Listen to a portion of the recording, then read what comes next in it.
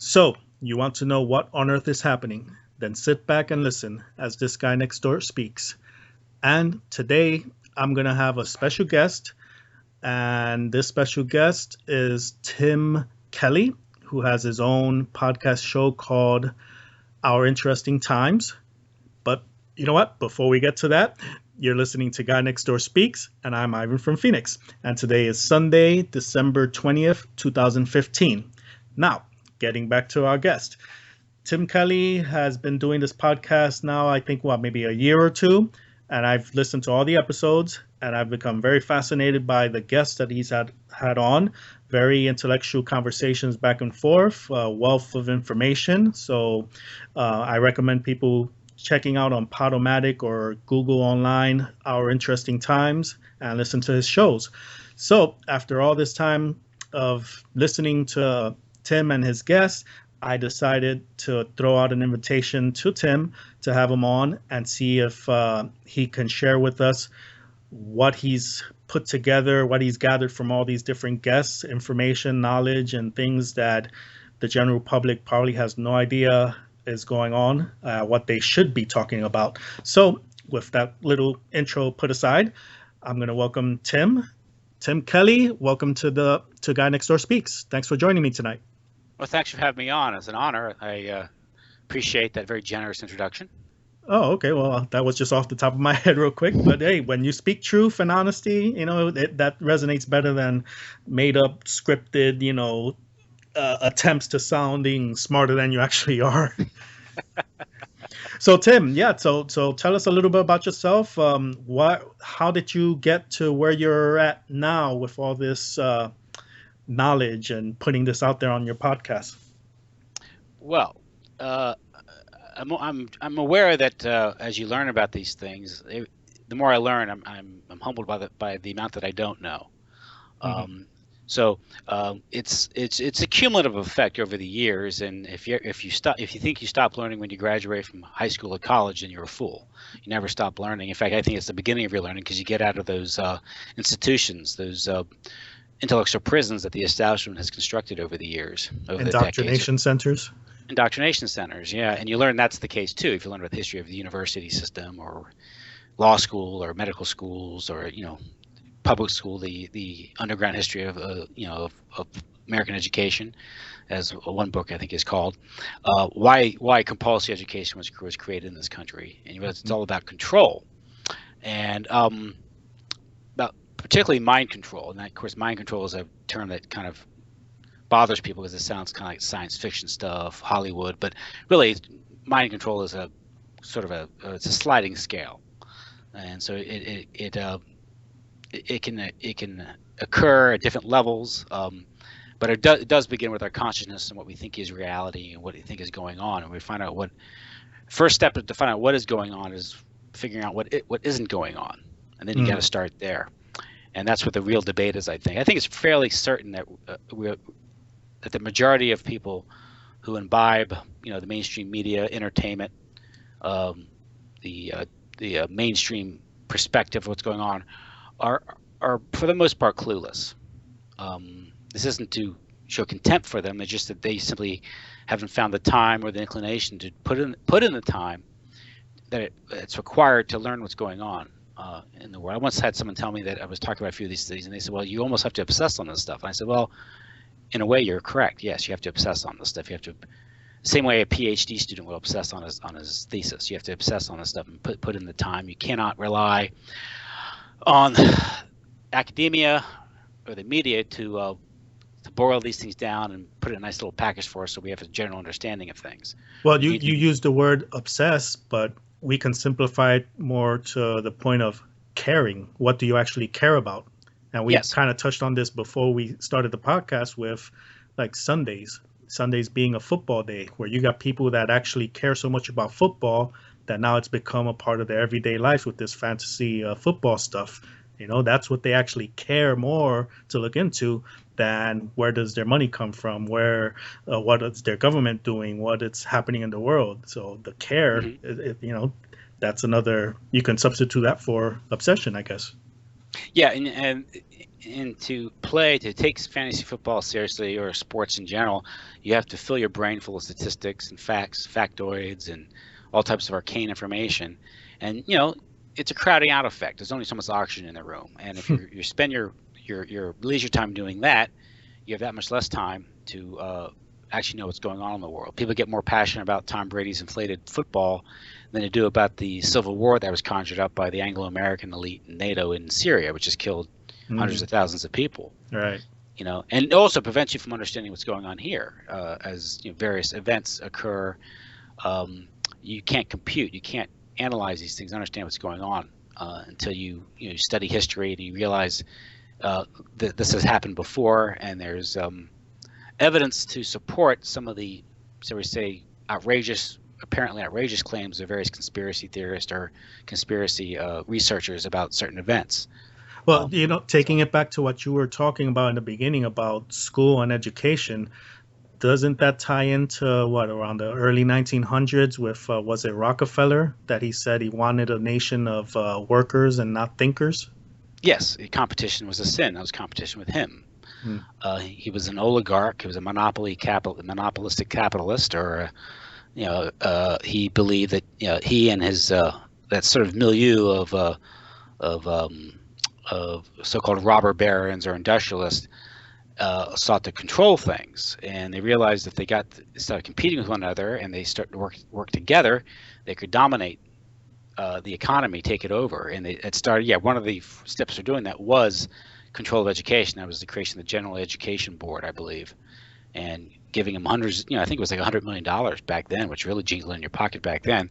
But they took over education, and I think compulsory education started like in the middle of the 19th century up in the New England area, but it spread out from there, and it was done to create a nation of workers, not thinkers. Other steps were taken to monopolize other aspects of the economy and society. I mean, if they couldn't co-op universities, they started their own universities, like the University of Chicago or Vanderbilt University. University of Chicago was the Rockefellers. Amount of University of Chicago developed the discipline of sociology. And sociology is a study of society, which is all geared towards social engineering. That's what it's all about. Right. And social engineering is the mass manipulation of people's thoughts and habits and beliefs. And that ties in into telling them what to care and what not to care about also. Yes, and it gets into entertainment. Entertainment is I do a lot of interviews with a guy named Jay Dyer, who studies movies and gets into Hollywood, and that's one of the things he does. One of his favorite studies, and that's important because it's through the cinema that people are really affected. I mean, not many people read anymore, so if you control the cinema, you can really change their the way they look at the world, or at least what they expect of the world, and how people you're supposed to live. And of course, even if you look at the publishing houses, Time Life under the Time Life Empire under Henry Luce, and he was a skull and bonesman, and he went to work for the elite and was rewarded greatly for his efforts. But his Time Life Empire published, I think, Time Magazine, Life Magazine, Fortune, and I think Sports Illustrated, and how all those magazines shape what we expect life to be, the American good life, the American century. Does that tie into life imitating art and art imitating life? Yeah, you could say that. That's what the theater does in many respects. I mean, people's sexual mores and if you look at this, there's almost been a chemical process going on with society. If you look at the past 40, 50 years, the general degradation of society is done through film, literature, publication, academia. There's no real independent actors out there. They're all kind of controlled. I mean, basically, if you're famous, you're of any renown, I think you're one step or another controlled. You're an asset or a puppet. A puppet, yeah. Yeah, I think Joe Atwell calls them lifetime actors. That's an interesting term. People like Aldous Huxley, all these characters. Gloria Steinem, admitted CIA agent now. Ms. Magazine, the third-rate feminism. I have a lot of the stuff, a lot of the push towards depopulation and birth control, the breakup of the family through feminism did that by encouraging supposed careers among women, although most women don't have careers, they just have 2 or 3 jobs to get by. you Yeah. know, Right. and at one time, a man's paycheck could support a family, a decent middle class lifestyle. That's ending. There's a lot of reasons why that's happening. But a lot of it is engineering. You're familiar with Aaron Russo's discussion with Nicholas Rockefeller, Yes. and that, yeah, and uh, it goes back to what Walter Lippmann and Edward Bernays about creating manufacturing consent, Hmm. and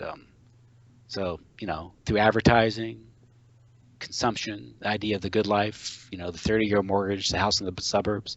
Suburbs were created. They didn't. I think it was Bill Kaufman, the paleoconservative, who wrote in his book "Ain't My America." He goes, I think he said something to the effect that the interstate highway system wasn't built by the invisible hand. Huh. It was a military plan, as it's a social engineering scheme.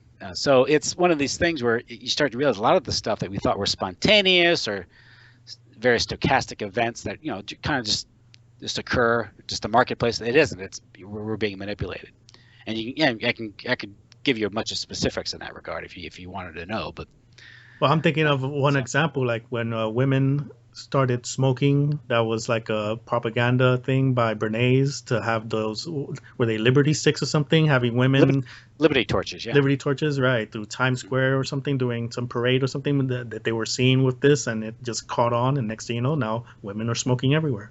And it was a manufactured news story. Hmm. That's another interesting thing. It was a news story that was solely manufactured. It was a public relations stunt. Of course, he was the father of public relations. But it was the Rockefellers they hired Ivy Lee. He's a PR guy, and that's why they started donating money to charity, supposedly, as it was a PR stunt. But it also was a move to take over things, because through philanthropy, you could take over the arts, take over the universities, take over the medical schools, and impose your vision on the world, and that's what they Right. did. Hmm. And it's sort of a full spectrum dominance approach to these things. And it hasn't stopped. It hasn't stopped because this thing within the last 10, 15 years, this apparently sudden boom and openness of homosexuality and everything, they don't touch on the chemical effect and the food and the water and the medications and all these studies that show, like frogs or tadpoles, that their sexes have been changing just based on the water from like women's birth control and things Yeah, that's in their urine, that it goes into the water, and yet this water gets filtered and we're drinking that water and we see this increase in homosexuality, but yet we have the LGBT movement and everything. Oh, that's natural, love us for how we are, but never realizing, wait, why is there such an increase? Why are we this way? What's going on? Is there another reason? And no one wants to look at there. well, yeah, these endocrine disruptors, and Right. people don't really say, "Oh, you're making gay people," and they kind of make fun of that point or that viewpoint. But no, it's obviously the male. If you know anything about embryology, is everything starts out as a female. Every fetus is a female at one point. Hormones rush in, and the male is created. And if you disrupt that with endocrine disruptors or estrogen mimicking chemicals, which admittedly the food has it, the things that hold the food have it. They The don't need to be used. plastics, the The plastics have it. plastics, Hmm. yeah, the plastics and all that. And the imposition of plastics was a conspiracy, when they marginalized hemp. But the yeah, if you disrupt that process, you can create, if you're not homosexuals, sexual ambiguity, and that's what happens, apparently. And so it's you don't get the rush of hormones to fully form the male. That can be in the brain. The male brains and female brains are different. I don't want to shock anybody, but that's just the fact. Hmm. Hmm. And men and women do think differently. That's just the way it is. And that used to be. Now, what happens is a lot of I guess you could say, the sexual revolutionaries who were agents of these people, of the Rockefellers and other interested parties, there used to be the nurture nature argument, particularly with homosexuality. Well, now, what they're trying to do is change the nature, and that's with these chemicals. You know, it's hard. I don't know an explanation because they BPA, bisphenol A, was a known hormonal treatment in the 30s, so they knew it would do Wow. this. Yet they put this product on in the plastics and the products that people consume. You know, so used to consume. So it's it's hard to come up with any other explanation why they would do that. Again, That's just another chapter yeah, in that, changing reality, changing, destroying the family, like you said. Now, if, hey, okay, they can love each other, but if it's two guys or two girls, there goes the reproduction is pretty much out the window. So there's more of a, was it, did this fall under that slow kill that you mentioned before? One of the things is something about that's like another way of slow killing, right? It's like a slow genocide where we're yeah. not doing anything, but yet, yeah, through the chemicals that are out there, the public thinks, oh, this is normal, gay pride and all this stuff. But wait, no, this is slowly but surely destroying your lineage. You don't get to reproduce. There's an intention here that you're not aware of. Well, one thing there's the assault, you can say the biochemical assault with the endocrine disruptors in the food and the clothing and the packaging and all that. Then there's also the cultural assault, the cultural Marxism in the schools and the promotion of homosexuality or just confusion, sexual moral confusion. Mm-hmm. And we've come to a point where to question the morality of homosexuality is to be considered a bigot. When you're just questioning, when all you're doing is drawing criticism of someone's supposedly chosen behavior. Homophobia, homophobic or something. That word, and Yeah. even people today, that's that Seinfeld joke. Not that there's anything wrong with it. Everyone feels compelled to say that, but there's obviously something wrong with it because it makes no sense from a biological standpoint. Sex. I'm going to shock everybody, but sex is for procreation. Mm-hmm. The reason why sex is pleasurable is because the creator, nature, whoever did it, knew that if you make it pleasurable, you get procreation. It's a healthy thing to procreate. Any species wants to procreate. So, and God in his infinite wisdom created females in a certain form and male in a certain form. And I think the fact that the females exist in the shapes and the ways they do, and men exist in the shapes and the ways they do, proves that God is not only, God is not only all knowing, he also has an incredible sense of humor. Uh-huh. But the whole point is that also leads to a form of cognitive dissonance in society, doesn't it? Because if a man looks at a woman his natural way, like, oh, they look at him like some kind of sexual deviant or stalker, and if a woman looks at a man with that same way, she's a whore or a slut. So yeah.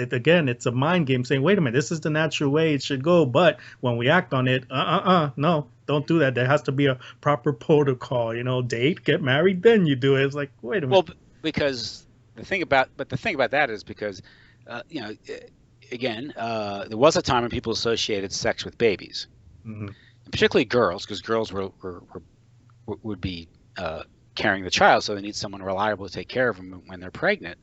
So, the way it worked, traditionally speaking, was that girls knew how to behave. Girls more or less shaped the behavior of the male. The males knew that, in order to get the girl, they had to prove himself in many ways, in different ways, whether earning capability or just responsibility or respect. And it wasn't perfect. Obviously, it wasn't perfect. Nothing's perfect this side of paradise. But the bottom line, I guarantee that most kids were nurtured with the benefit of a two-parent household, right, and everything that comes from that. And the bottom line is, although it's not perfect, there are a lot less social pathologies involved in a healthy two-parent household than there are with a single-parent household. If you have more single-parent households, majority of whom, 90% of whom, are run by women, you're going to have a lot more social pathology. And those families are going to be much more dependent on government and care, and they're going to behave a certain ways. Which is another chapter of the intention, dependency on the government.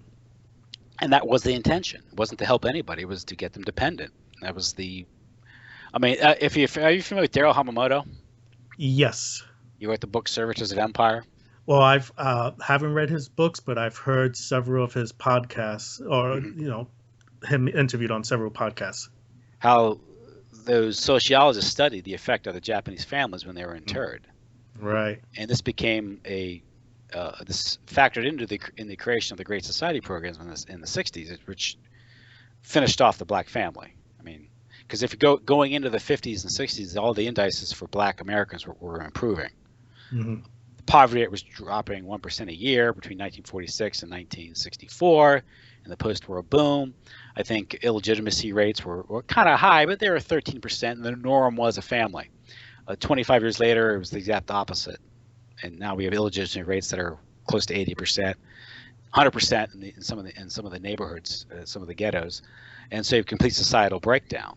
And all these, Let's touch on that if you don't mind, real quickly. That's some of your most recent interviews. I don't know the gentleman's name. Is that Michael, some Dr. Michael something? That yeah, you E. touched Michael on? Jones from Right. Culture Wars. Yeah, Yeah, that was very fascinating because I wasn't aware of that. How, in a roundabout way, they took blacks from the South once they quote unquote were free, or hey, now no more segregation, whatever. You're free to go wherever you want, but they didn't really want to go anywhere. But they were kind of forced up to the northern states or northern cities to disrupt certain communities. Can you break that down a little bit here, real quick? yeah, that's in his book Slaughter of Cities. Michael Jones is a traditional Catholic scholar, historian, prolific writer, and he's written a number of very detailed, wonderfully written long books about these things. He analyzes these things in a way that no one really does, and his perspective is very important on these things. It helps you understand. It does connect quite a few dots. Yes, and one thing that's interesting is his research is consistent with others like Jan Irvin and Dave McGowan and these who aren't aren't really considered religious, but when you run Mhm. into people coming from different viewpoints, coming up with the same conclusion, very similar research, you realize you're onto something. I'm Catholic, so a lot of what Dr. Jones writes speaks to me in a way because I understand these things. But this is the Slaughter Cities was about the destruction of the urban neighborhoods in the middle of the 20th century, and this again it wasn't a market process, it wasn't a voluntary process or an organic process. It was all part of social engineering, and there are a lot of facets to it, a lot of interest behind doing it. One was the WASP elite looked very suspiciously at the growing Catholic political power in the country. Mhm. And by the middle of the 20th century, the Catholics in America were politically ascendant. I mean, in 1960, they elected John F. Kennedy, and his Catholicism probably factored into his assassination. There were other factors, but his Catholicism and the fact that the Kennedy family were never really part of the WASP elite factored into why he and his brother were murdered. What happened was they looked at these Catholic neighborhoods, and various sociologists had tried to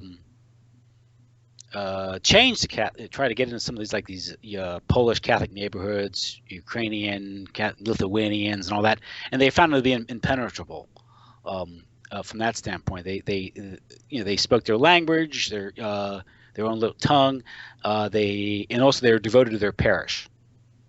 And so remember, this is during World War II, Mm-hmm. and you also had a book called Catholic Power and American Freedom. That was written that pretty much said that Catholics were by their nature fascistic, and they had needed to be assimilated and changed, and so the neighbors needed to be broken up.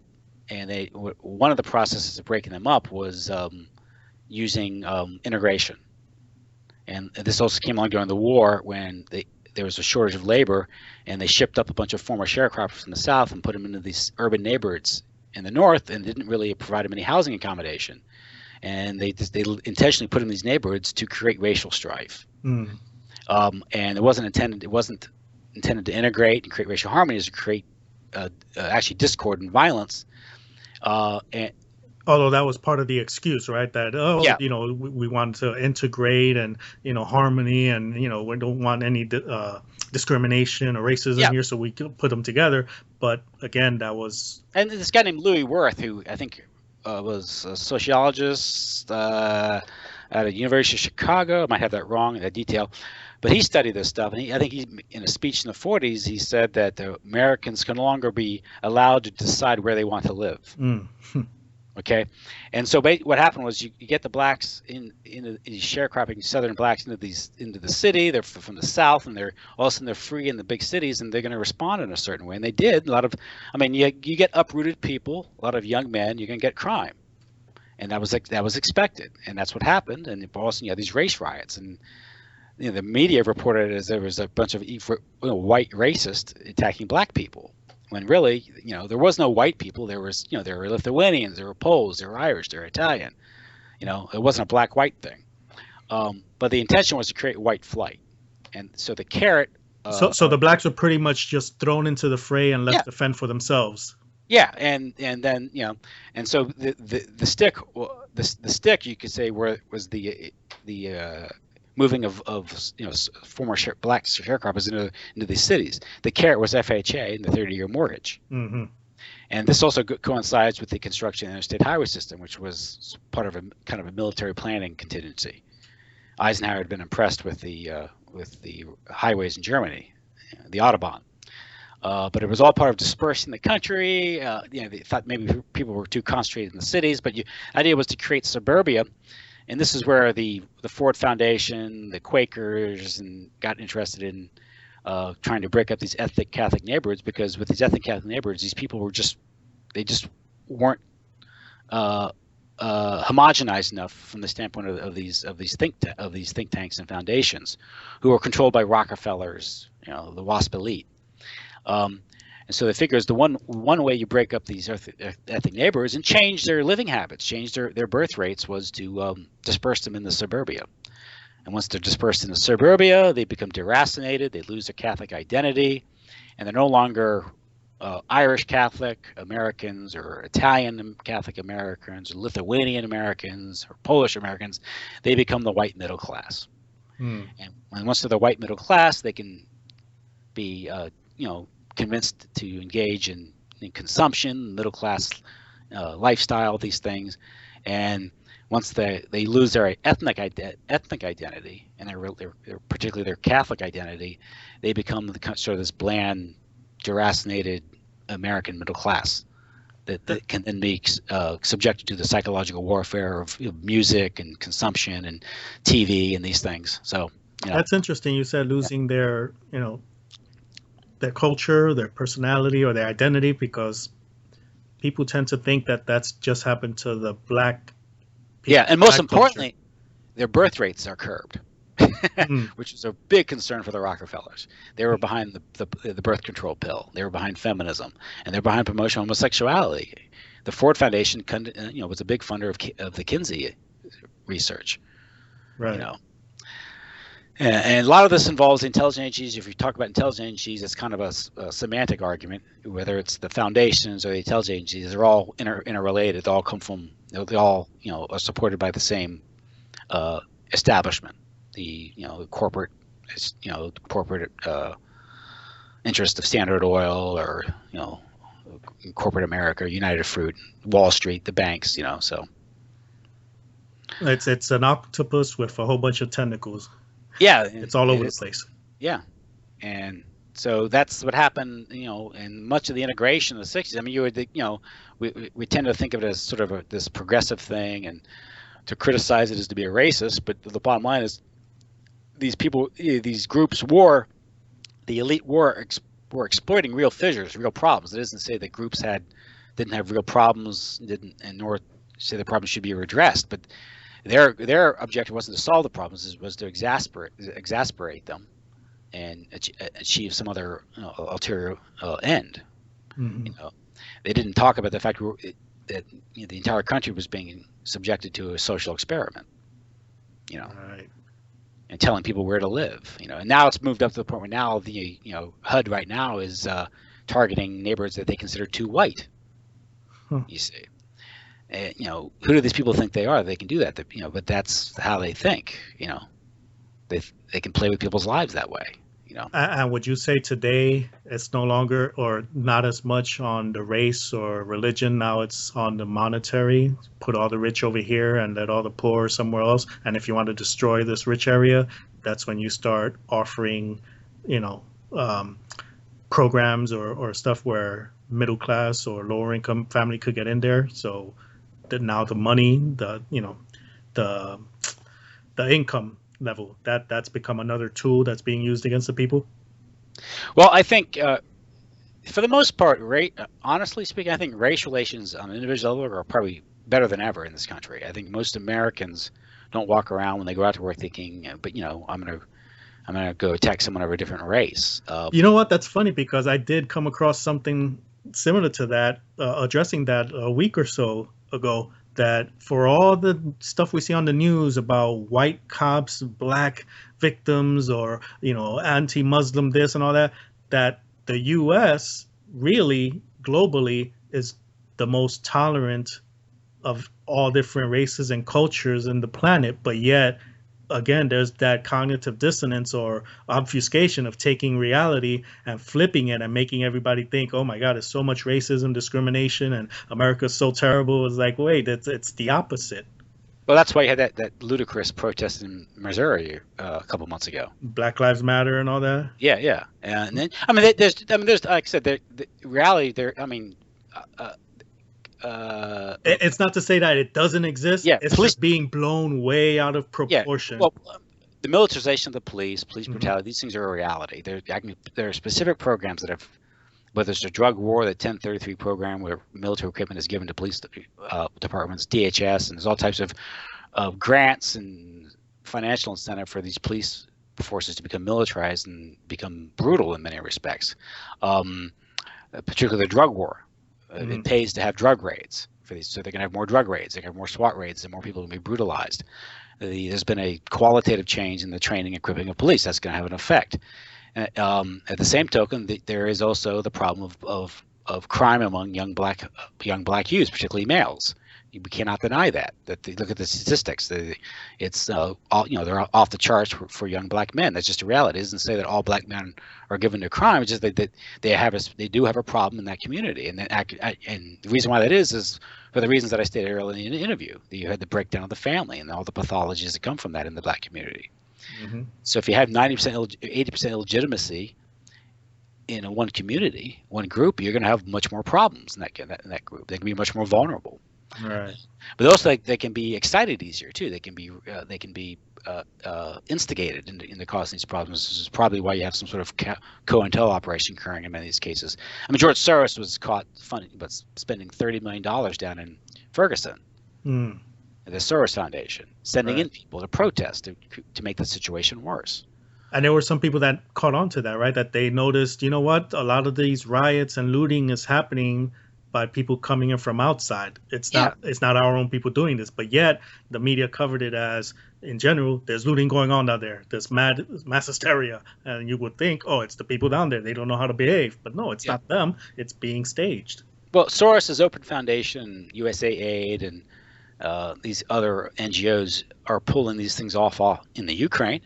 Mm-hmm. They're sending in proxy. What do you think ISIS is? It's a proxy force for NATO, an Anglo-American power structure. If you look at ISIS, it operates out of Turkey, which is a NATO country.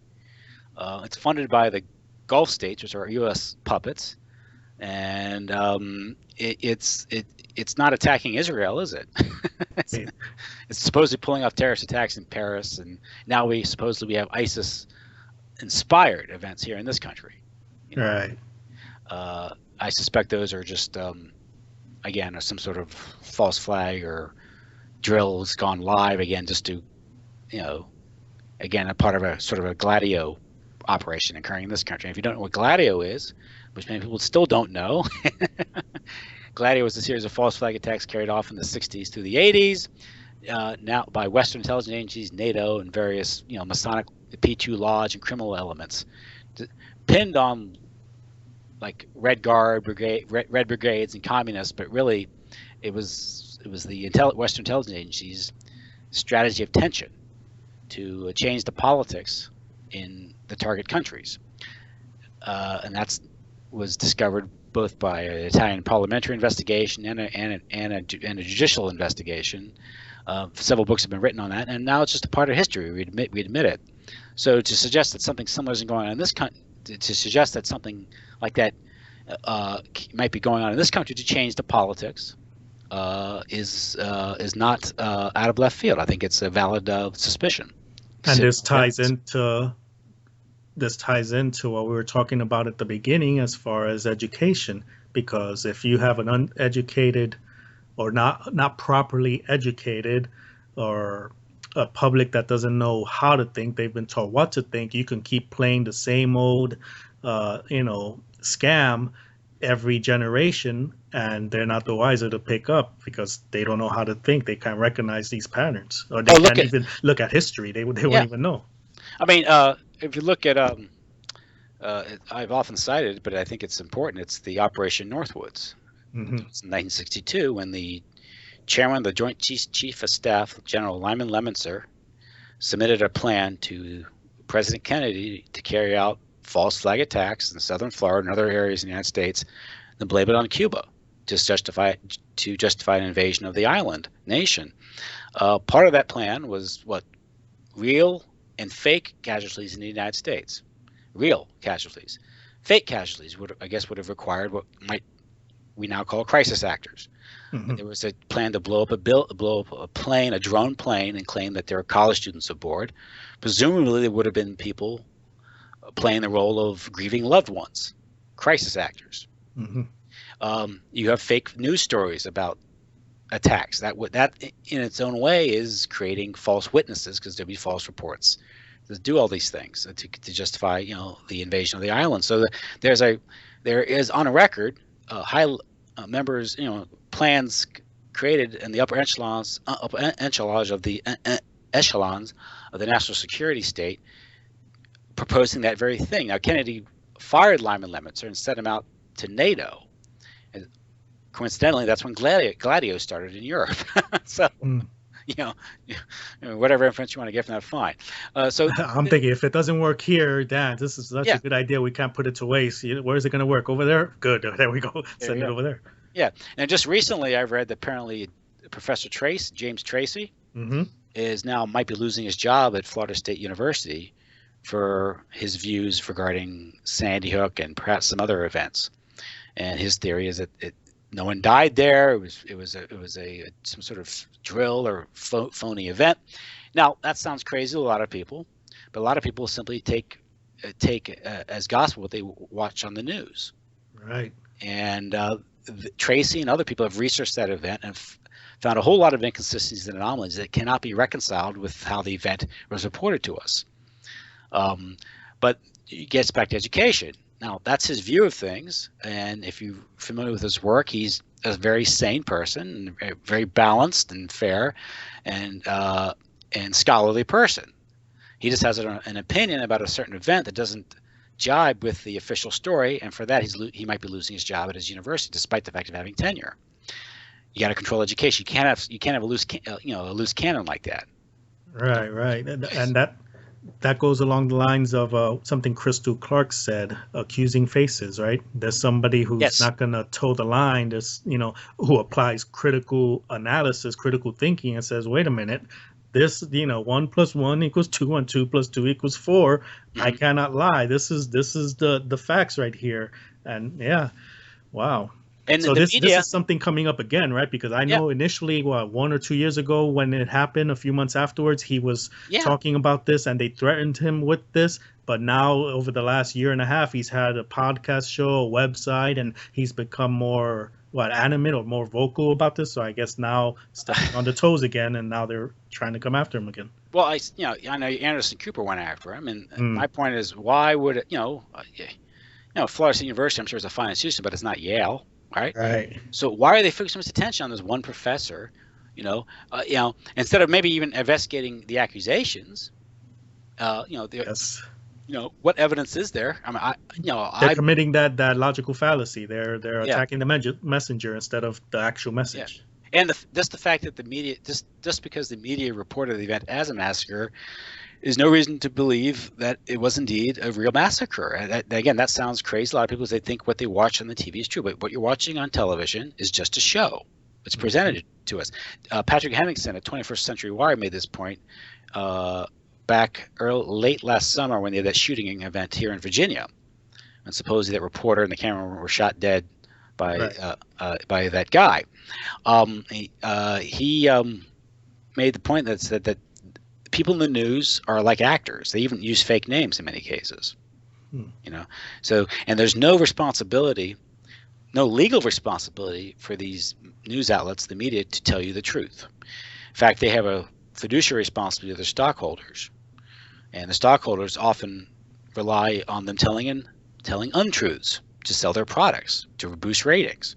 So if anything, they have more of a legal obligation to manipulate the public than to inform the public. And that's not, I don't think I'm being conspiratorial. I think that may be happening when you consider that the media in this country, 90% of the media is controlled by a dozen corporations.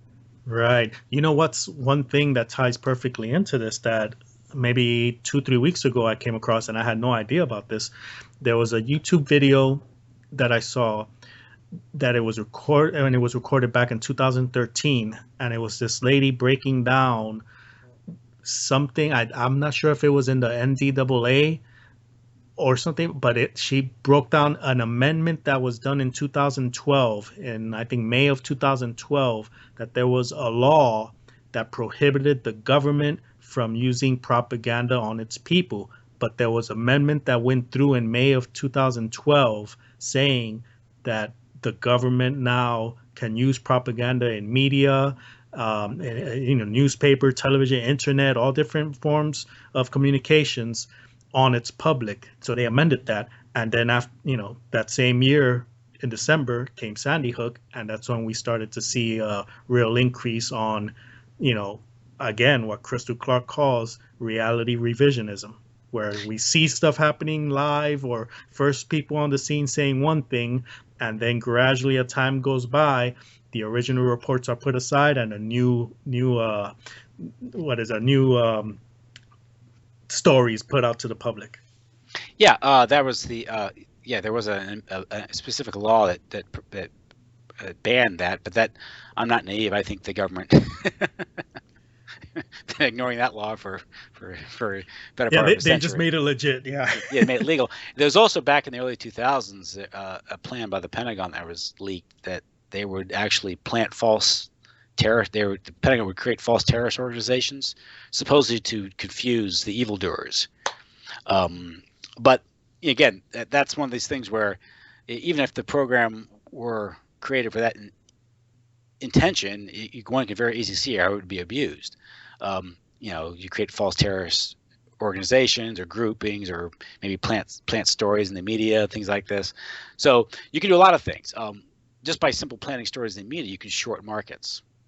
Right? You could, if you were to report something bad happening somewhere in the world, and you had advanced knowledge of that story coming out, you could short bonds or stocks in that given in that country and make a lot of money. And I'm not. That's what happened with 9/11. That's interesting.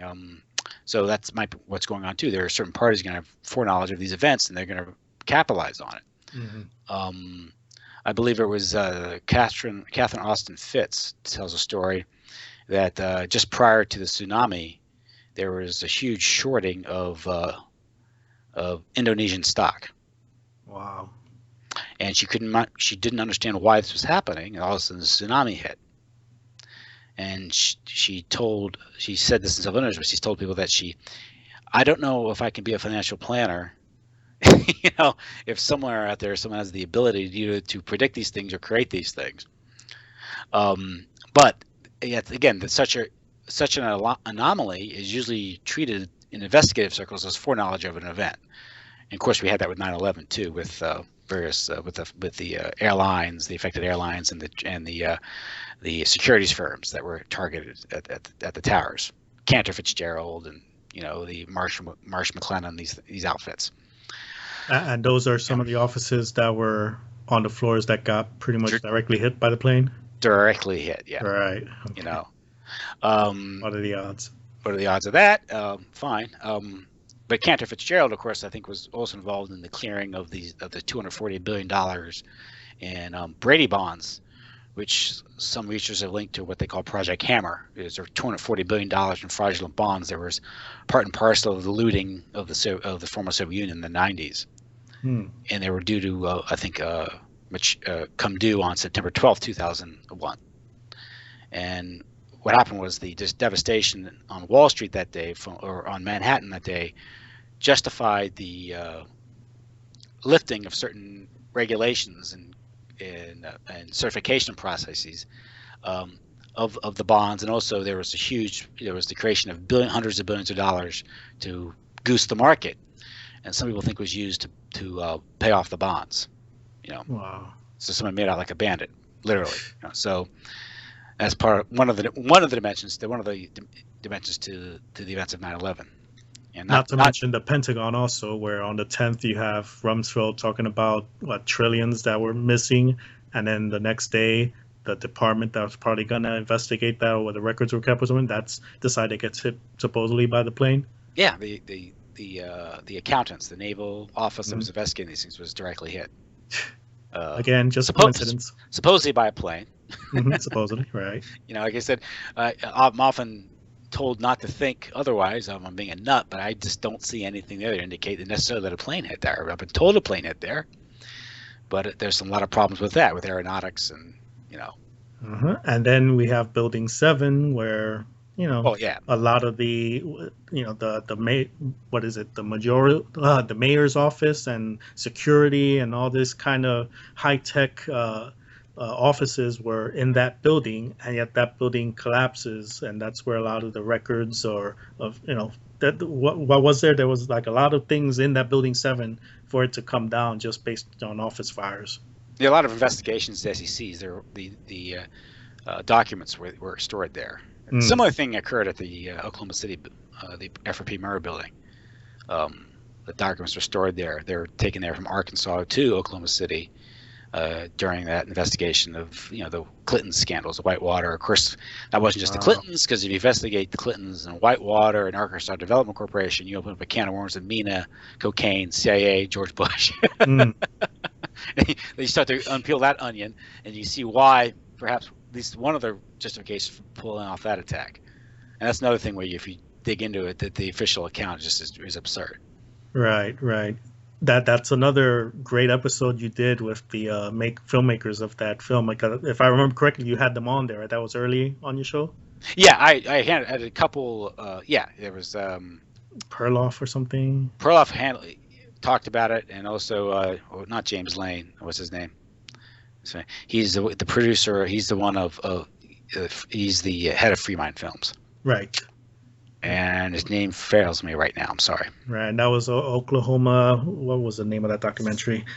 A Noble Eye. A Noble Eye, yeah. Yes. Hmm.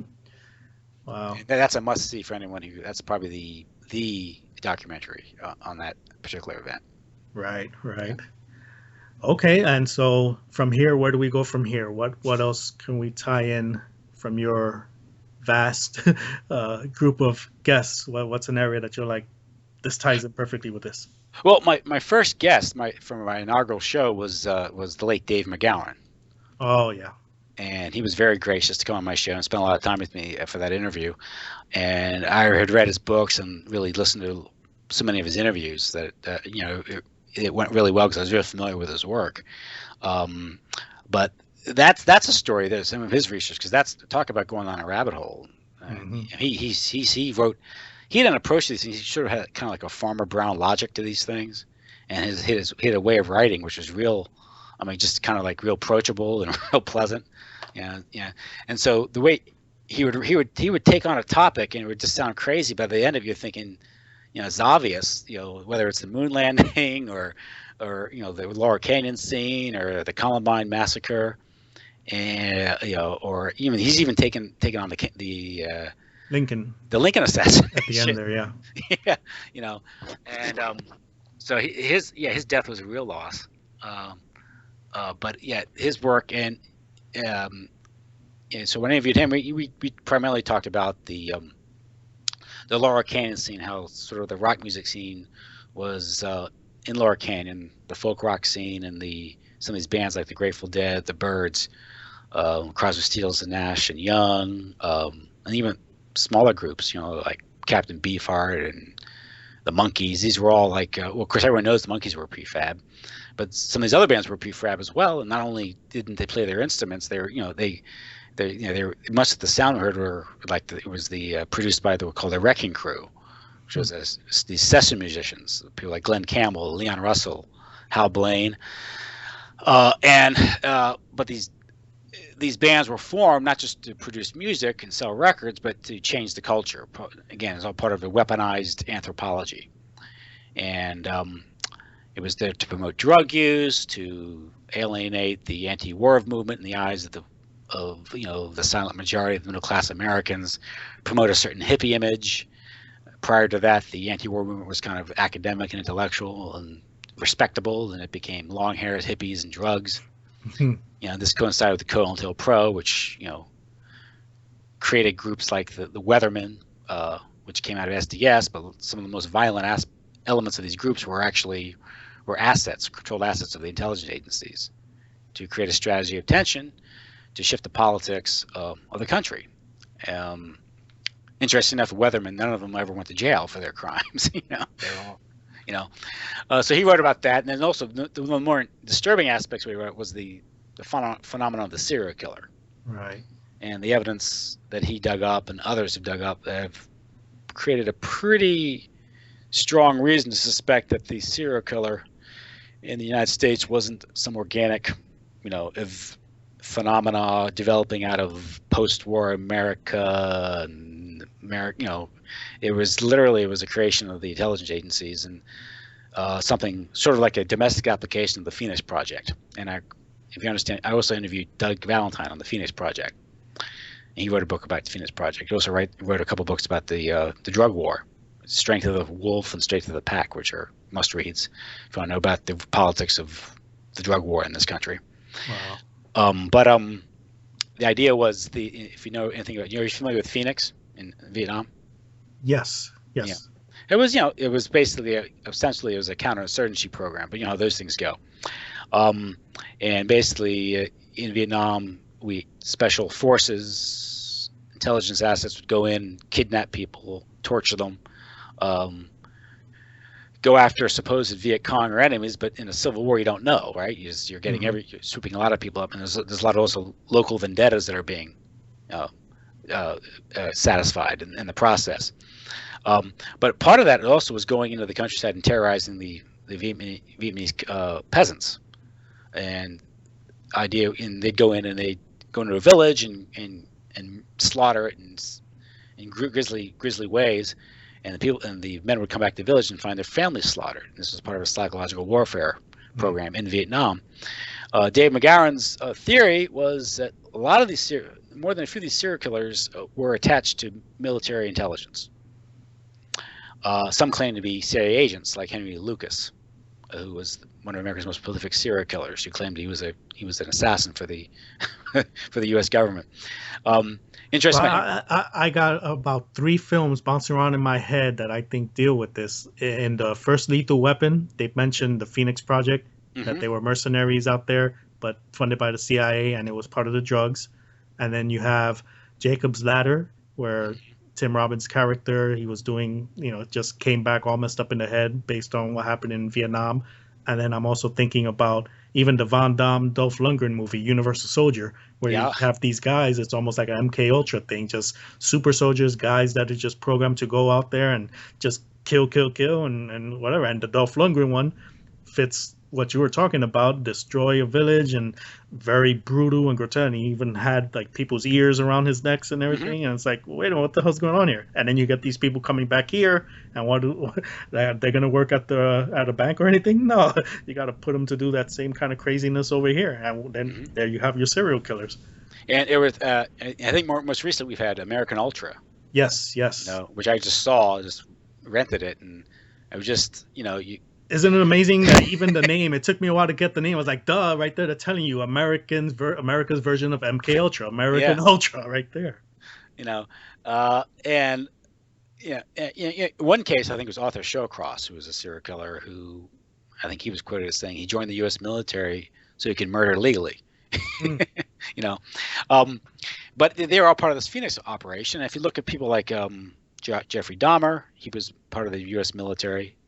Of course, you had the DC shooters. Remember that a few years ago? Yes.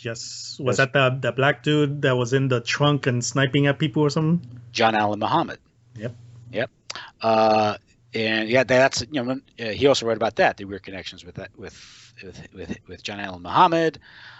He had again unaccounted financial support. He's unemployed, but he was traveling to the Caribbean. He sent his kids to private school, all types of weird, to suggest he had support, or he had some sort of form of financial support. They always say follow the money. Yeah, and a lot of these operations that you could create all type of mayhem, and interspersed in that mayhem, or kill a bunch of people, and in between 10 people, there's one target.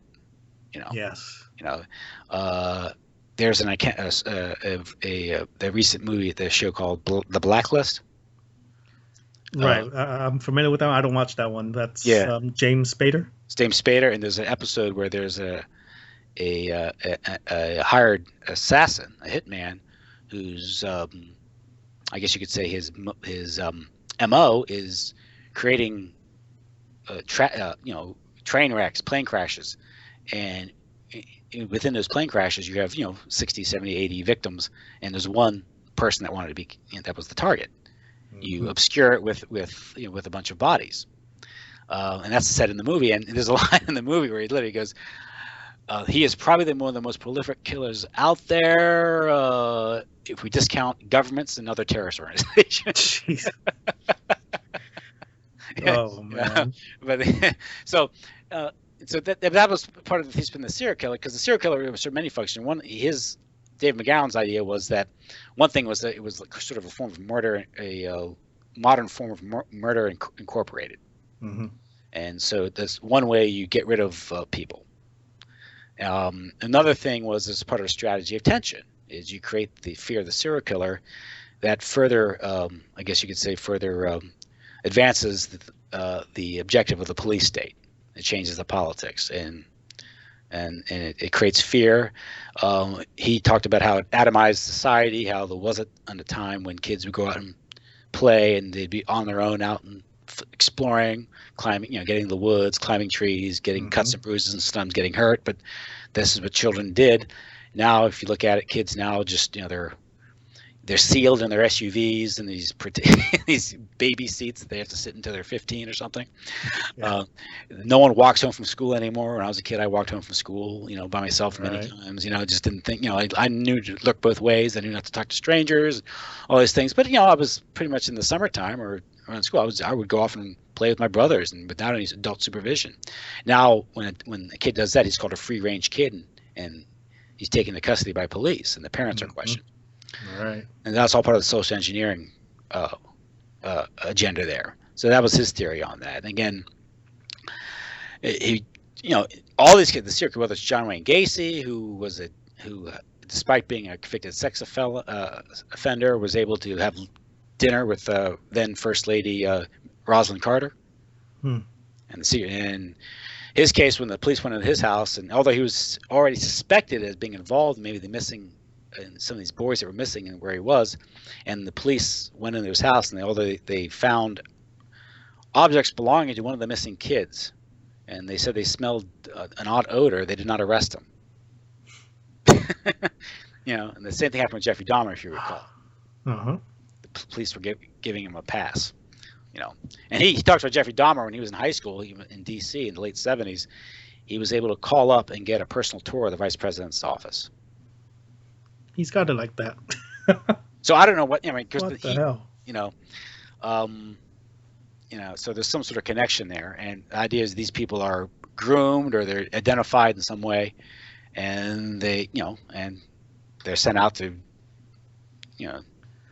That literally breaks it down to the us and them, because there's the laws that apply to us and the laws that Yeah, don't apply to them, and you can tell who's in those circles, because when you got people even on the farther, as how do I put it, the far edges of the circle, they're still kind of protected. And yeah, that falls into like maybe what, until their deathbed, like the Jimmy Saviles or people like that. That yeah. while they're alive, they can do all the craziness, but they won't get touched. But then once they're dead, what's it matter? Then everything else comes out. Well, that was it with in Program to Kill, which book I'm talking about. The first 30-40% is about organized pedophilia, child, human trafficking, Right. because it fits into this. And one case he talks about is the Marc Dutroux affair in Belgium, and he was this unemployed electrician who apparently owned half a dozen homes with dungeons in them. Wow. And no one explains how he got the funds for those things. He was also a convicted rapist who got out like after 3 years, got out early. And he also had a unlimited, almost virtually unlimited prescription from the Belgian government for Rohypnol, which I think is the rupee, which is the rape drug, I think. Mm-hmm. And so the idea, the evidence there suggests that he was a procurer for elite, and that of course there are rumors regarding human trafficking in NATO and some of the elite members of parliament there. Same thing goes with Jimmy Savile in England, and members of parliament and various high level officials. In this country we've had the Franklin scandal, Right. the Presidio scandal, which also links into Satanism and Central Intelligence agencies, and Colonel Michael Aquino, Right. who I think is the head of the Temple of Set, who also happened to write the manual for chaplains for the Pentagon.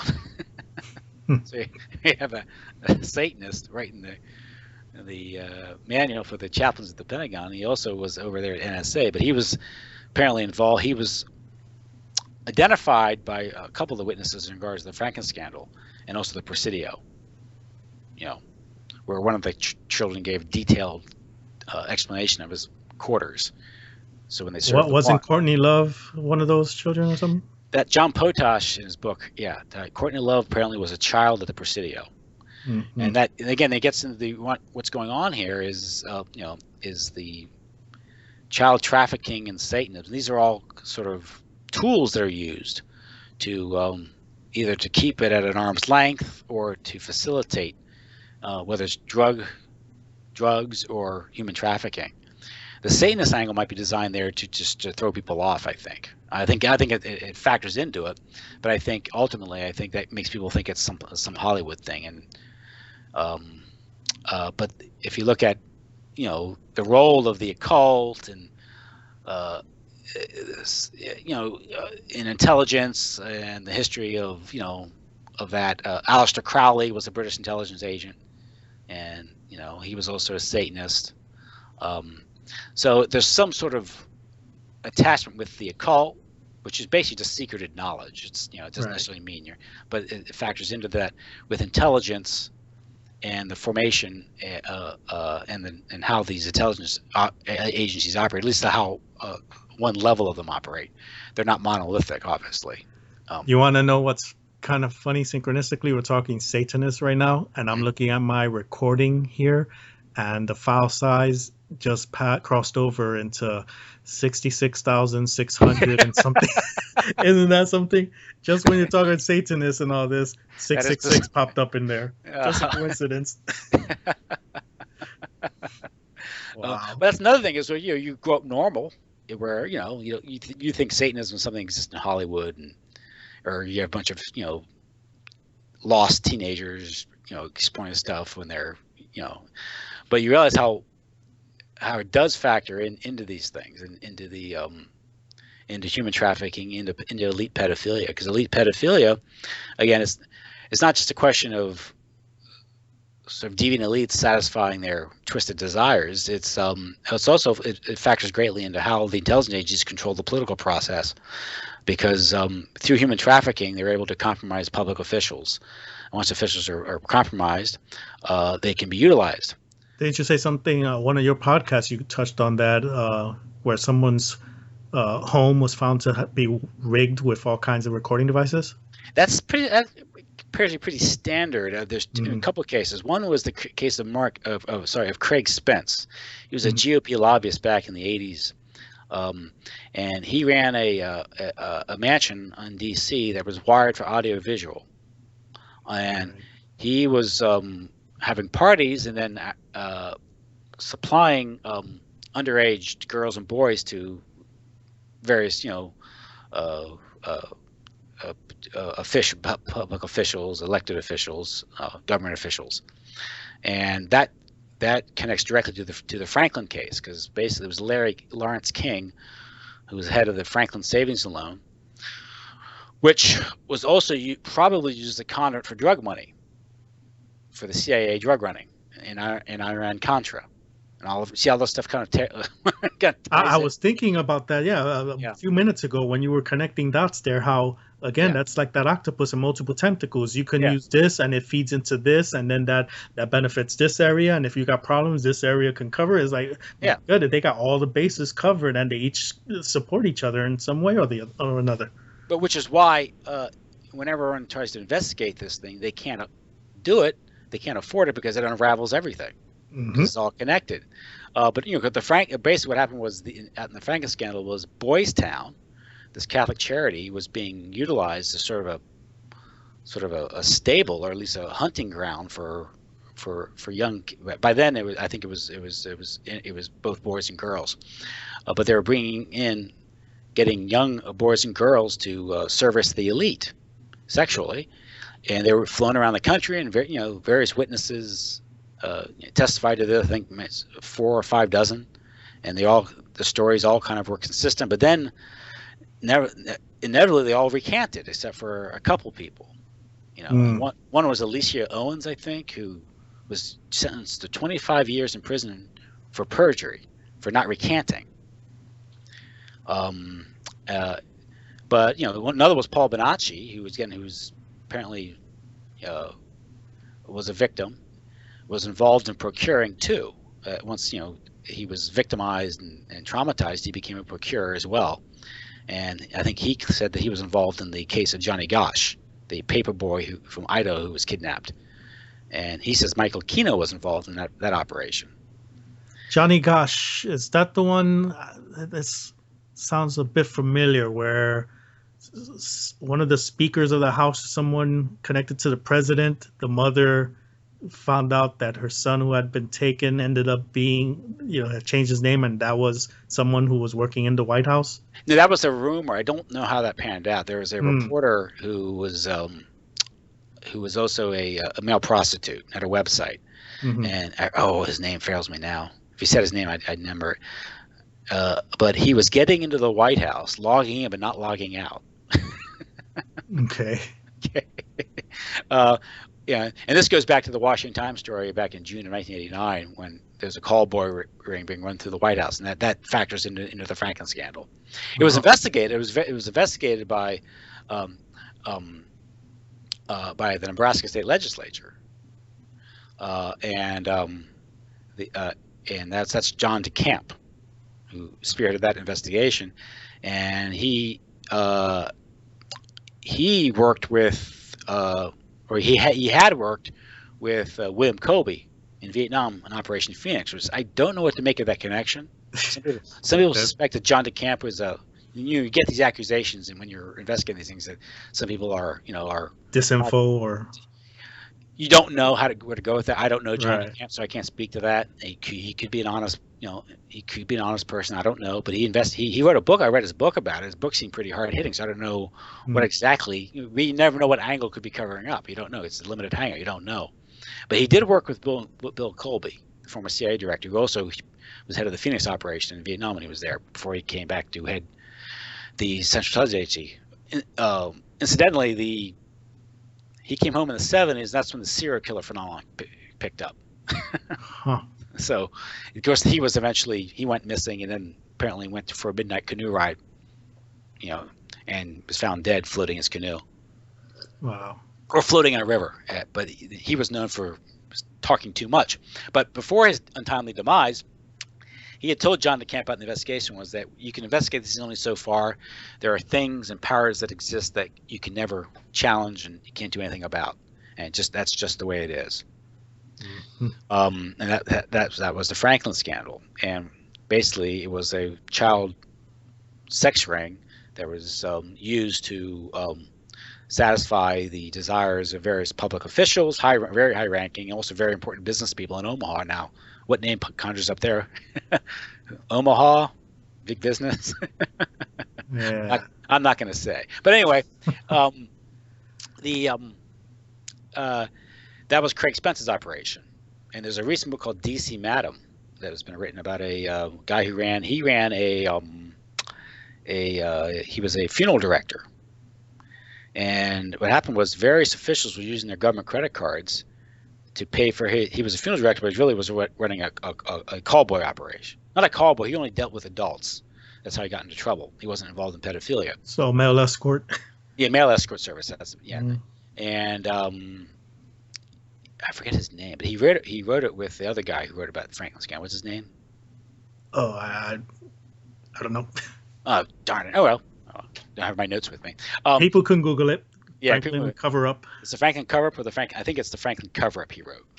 Right. Because the They, book, there was a book and a documentary that was done by, was it PBS or something, it or was done by a British outfit, and it was scheduled to air in the and United it got States. yanked at the last It minute. got yanked at the last minute. Not like it yanked last minute the TV Guide magazine.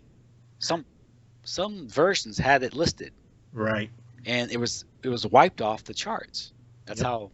how much juice these people have Yep. But it can be found now. Maybe, I don't know, but I know I have on it YouTube. downloaded. Yeah, YouTube had it, and some other like torrent sites and whatnot. So yeah, Yeah, I it's have out there. functions downloaded. I have it on a hard drive. Um, but yeah, basically, he was running a mail escort service out of his funeral home. I guess he was a funeral, but not a funeral director. What do you call it? A mortician. Mortician. Yeah, mortician services. Well, what happened is some investigator GSA just doing his job notices that his government credit cards are being used for all these mortician services. So he calls up this guy, what's going on here? The guy just, I don't want to talk about it. But it traces back to Donald Gregg, who was the chief of staff, former CIA agent and chief of staff, national security advisor, for then President George H.W. Bush, Hmm. who later became the ambassador to South Korea, I believe. Wow. And Donald Gregg, the guy who wrote D.C. Madden, claims that people like Bill Casey were the former CIA director, used his services, things like that in the 80s. So And it's not only in politics, because then we get to religion. They had. I recently saw this film that it's kind of quietly came and went, called Spotlight, and that's the one with Michael Keaton and Mark Ruffalo, and it's regarding I think it's the Boston Globe. Hey, I'm back. Sorry, my internet went down. Oh, okay, it was on your end. Yeah, it looks like it. Now it's back. Okay. Yeah, I noticed I started talking about religion and the pedophilia, and then boop, it dropped. I was like, wait, what happened here? But anyway, what I was gonna bring up was the current film in theaters that's quietly in and about to come out of theaters, called Spotlight, and that touches on I think it was a newspaper, either the Boston Globe or some newspaper out of Philadelphia or something, that they were touching on a report of one incident of pedophilia, and they started digging in, and it turned out to be about 14 that came up in their investigation, and they dug deeper, and it went like over 100, and it was like, what the hell? So so that's pretty interesting how it's not only in the politics, but we've seen how a lot powerful institutions such as church and stuff like that this is also occurring there, and they show their power where they actually have money allotted aside to pay off these people that come with these claims, and they just move the priests around, and nobody's the wiser. But that's come out into the open recently. But even now, it's not as much of a hoopla. It's like, yeah, we know that's going on, but that's what Bernard Law did in Boston, with the just shuffling them around and keeping quiet, but the funny thing is how the media will cover the Catholic Church scandal, but it won't cover Hollywood or the police. So why is that? There's some sort of but again, it's much more organized than people care to believe, and the biggest handicap in really looking into these things is the aversion people have to it, because it's so disorienting.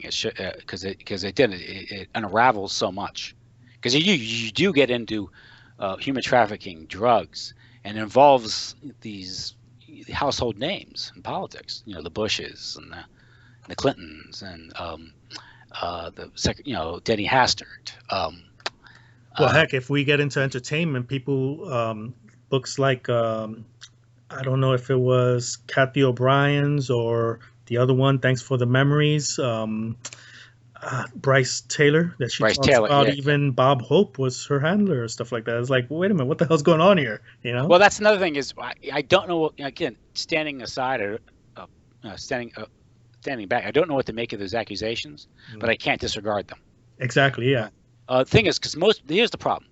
Most people think Bob Hope, why he's Mr. He's a nice guy. You don't know Bob Hope. You don't. Right. Well, he's a presenter. You know what a presenter is? He's a showman. Right. So, and there are people that claimed that they saw Bob Hope with her at various functions. The independent third party, I think, what's his name? The guy who wrote The Manchurian Candidate.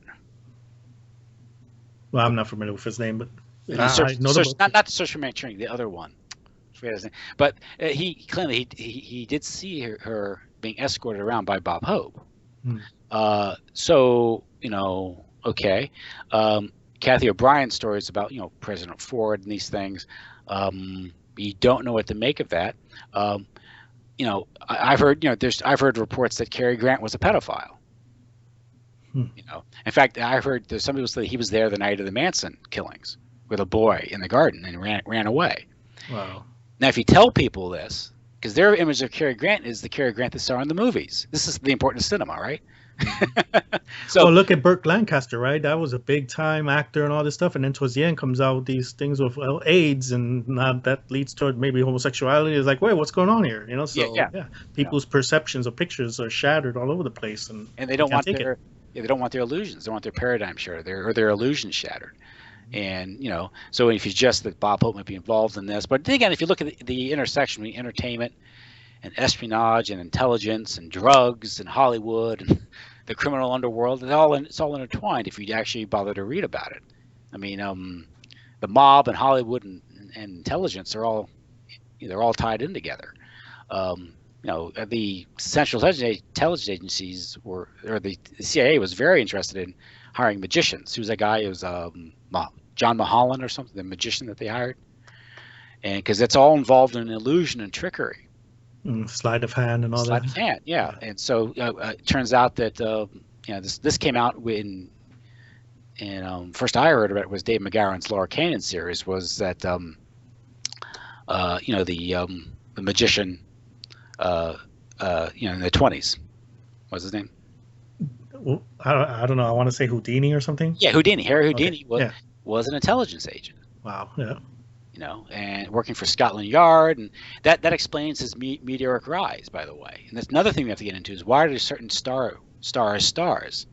Because they serve certain powers, they do certain things, and they're promoted, whereas others aren't. So so it's not, again, to suggest that what might be going on here is that the world, and if you are a celebrity, I mean, you would be a very useful intelligence asset, because you can travel around without any suspicion, get into places, see things, and do things that ordinary people couldn't. Which ties to what was that game show and that guy? They made a movie. George Clooney did a movie about that Dangerous Mind or something like that. Oh, the guy who did the Gong Show or something. Gong Show. Chuck Berry. Chuck Barris. I'm sorry, Chuck Barris. And he claimed he was an assassin, and part of his cover was to chaperone the couples that in the dating game or something, and his job was to. Now, at the time I saw them, I thought it was just okay. This Chuck Barris was kind of a fruitcake. He's kind of different and weird, but then again, right? I mean. Knowing I didn't know what I know now, and so I'm thinking, well, that's not an implausible story. Yeah, and that's how it works, and that's why you get in some of these things, the controversy regarding 9/11, or when you get into media fakery or what occurred that day, and I'm kind of an agnostic on it. All I know is I only experienced those events on the television. That's television. That was intermediary. So you experience those events, like the vast majority of people experience those events watching it on a two-dimensional screen. So to me, it's not, I can't discount the possibility that some of those images were manipulated. Right.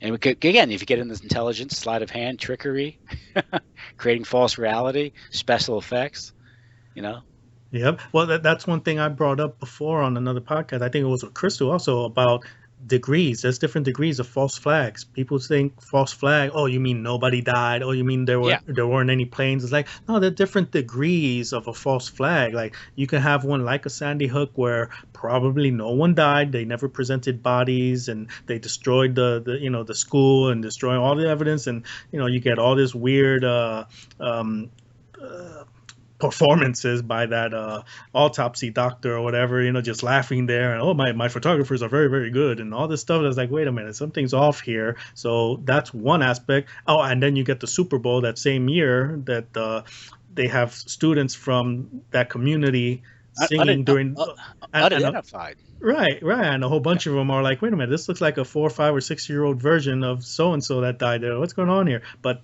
so that's one form, and then you have another form where people do die. Like Columbine shooting or this recent one in San Bernardino. But the false flag comes in where the people doing the killing aren't the ones that actually did it. You're being told it's someone else. That's a false Yeah. flag. So there's different degrees to it. Yeah. But yeah, it's with a lot of these events you have these people who just aren't acting normally. Robbie Parker or something coming out and Smiles smirking and and laughing, giggles, yeah, and then all of a getting sudden hyperventilating, getting getting character. and so, and of course you have this character, or you have the supposed victim, this kid Posner, who showed up in Pakistan. Yeah. So what do they have like a file of photos that they push, and I think, is this like incompetence, or are they just doing this to screw with everyone's brains? Let's see what the reaction is to this thing. Let's see if we can pull off and make it so obvious, and see what the reaction is. Probably, yeah. You know, yeah. Again, it's psychological warfare, so you can You can test to see how dumbed down the population is. Like, wow, Yeah. we actually did this. We used the same picture in two different places, and only like 3 to 5% picked up on it. Wow, we're doing a good job. Or then, by that same token, look, we're creating insanity on some people here. Some people are going like, I can't believe it. What the hell's going on? Like, Yeah. good. Now we create another category of people we could control. Yeah, and if you let's get back to Michael Aquino, he co-wrote a document on psychological warfare, which targets the American people. Mm-hmm. Now, the Pentagon denies that, but obviously the target of any psyop and is always the domestic population.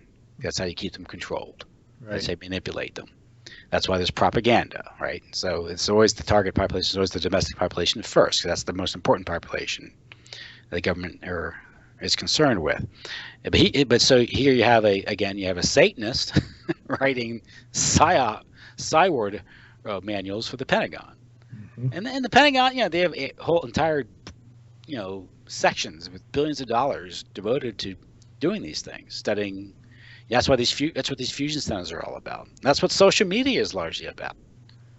It's about creating, getting up storing the data. It's all digital now, ones and zeros, and they can create various scenarios to various algorithmic formulas, and they can predict people's behavior just by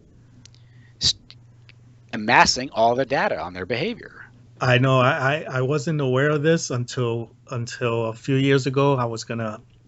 The last year I went to the Free Your Mind conference in Philadelphia, and a few months before that I was online looking for my hotel reservations, airfare, and all that stuff. Fine. Now after that I go to another website or I go to Facebook or whatever, and what do you know? The little ads along the side have similarities to the hotels and airfares that I was just looking at on other sites. I'm like, hey, wait a minute, what the heck's this? So there's that. Everything's connected. It's like, oh, this is Ivan's, Facebook, and we see that by his search engines, he was looking for this. So we can limit everything else and just show him what he's been looking for. He doesn't need to look at anything else, and we can show his direction. That's what Jay Dyer makes the point. He says that don't worry about the NSA. NSA is Sprint. It's AT&T. It's Google. It's Facebook. Verizon was the big one. Yeah. Verizon, yeah.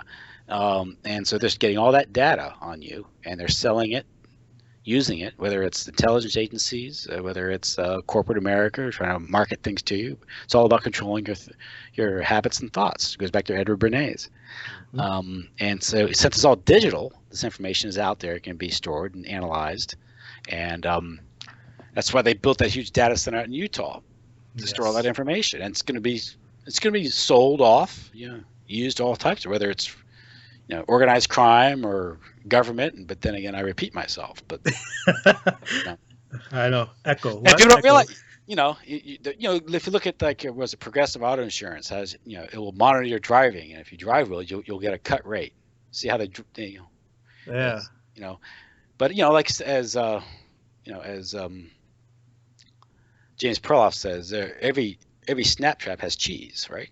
To draw in its victim, and that's what we have here. It's done in a convenience, Well, that's how other people will see that. It was like, isn't that cool? Now I just go to Facebook, and based on my other searches, they're gonna pop up a deal that I didn't even know was happening. That's so cool. See, it's like, wait a minute. It can sound benign, but no, information is power. Okay, we hear that it's a trope. Okay, if that's true, then whoever has that information has the power. Yep. And you can home security systems, virtual security, where they'll monitor your home. Well, then someone's monitoring your home. A human being is doing that. The best security home is a good lock and a gun in the house. That's it. That's it. Not having some electronic security that can monitor you. And that's what's happening. TV sets. I mean, it's now known that these, like Toshiba and these TV sets, they monitor you. They literally record you. The smart TVs, yeah. Smart how? In what area? How are they smart? And I heard somewhere that the first Apple computer sold for $666. Is that true? The first what? First Apple computer sold for $666. Oh wow, those numbers. I don't know. Wow. I don't know. This is the Apple. The bite out of the apple. What's that? Exactly. Yeah. But they say it was really a pomegranate. But anyway, the whole point is, the information, people don't realize that they're being constantly surveilled for a reason. Yep. And social media, when you go on Facebook, you talk about what you had for dinner, or you're not home, we're going on vacation, all this is being stored. This conversation right now, I mean, I just don't care. I get you to. Part of that is the chilling effect. I think they want to let it get out there, so people will edit their Google searches and what they talk about. Right. Like you and I right now, we can just have a wonderful conversation on how wonderful our government is and life is great. And, thanks for the taxes being withheld and that paid for that wonderful road. And, all these wonderful things. We can be, the docile public, just conformity, So, and one thing is, it's just, good example is that people, it's psychological. It used to be that you'd go to work without a phone, and you make this long drive without a phone. Now people are if they leave their house without their cell phone, they panic and they have to circle back and get the phone because they can't imagine driving without a phone. Yeah. It started. I remember a few years ago, when my nephews and nieces were approaching tween years, and their parents were discussing getting them cell phones. And it was all, well, it's just good because if something happens, they can call us. It just makes us feel better, blah, blah, blah, blah. Okay. Then within a few years, these kids, these teenage boys, or 13, 14-year-old boys and girls have smartphones with full internet access to everything. Mm-hmm. And let me tell you what a 14-year-old boy is going to do with full internet access. Yep. And everywhere and not only they're carrying this thing on their body, which probably causes cancer, especially when you attach it directly to your body all the time, but now they need constant internet connectivity everywhere they go. Yeah. Yep. So that's how it goes, and it becomes the new norm. No more privacy, and with no privacy, they lack discretion. They no longer have any sense of real dignity or privacy anymore. What they talk about, what they post about other people. Someone throws up and their friends will film it and put it on Facebook without telling them about it and think it's funny. Right. And so lack of empathy, It's all part of the social programming that's occurring. So sad. Oh my goodness. Oh. Wow. Well, Tim, would putting aside that little drop in connection, I think we've done about an hour and a half or so. So Okay. this has been pretty fascinating here conversation, picking your brain, I guess, letting you bring out a lot of stuff that I hope the listening audience will pick up on and go to your. You don't Thank you. have a website, do you? It's more just on the Podomatic, right? It's yeah. You can. I have a page. I have on YouTube. Okay. I post them on YouTube. They're also Podomatic. Also, they're also carried on the UCY network. Okay. My How do show. people access that? Is it a specific website? What do they type Yeah, in? it's UCY TV, Okay. and they can go there. And my show I think airs every Sunday at every Saturday rather at 7 p.m. 7 to 8, and it's an hour. So often the shows that are posted there are after the fact, and I have to edit them to fit that hour time block. But they carry it too. Whereas Okay. on Podomatic and also YouTube, I can go on for 3-4 hours if I want. So And you have. I know. And you have. Those are the good ones. Like I said, I'm at work at night with the headphones on, and I see on my phone, oh, there was a new episode. Play, and there I am for 2 or 3 hours. Like, oh wow, fascinating, learning, taking more information in, and then sharing it with people. So yeah, keep up the great work there, Tim. Thank you. So that's Our Interesting Times, and that's also available, I think, on iTunes. That's how I get it also. Okay. Okay. So Yep. there you go. Sometimes it pops up on iTunes as a podcast. So, all right. Well, Tim, thanks for joining me on Guy Next Door Speaks. And I don't know if anytime you feel like doing this again, if you have any ideas, you're like, you know what, I like to talk, bring something else out and put out there. Just we have our contact information. Just let me know and we can do this again. Yeah, I'll send an email and invite myself. Yes, invite yourself. Well, All listen, right. have a happy New Year and Merry Christmas then. Yep, same to you. Thanks All for right, having Tim. Thanks for being on here. me. Good night. And that concludes episode number 13 of Guy Next Door Speaks. I'm Ivan from Phoenix. And as always, depending what time of day you're listening to this show, good morning, good afternoon, or good night. Be well.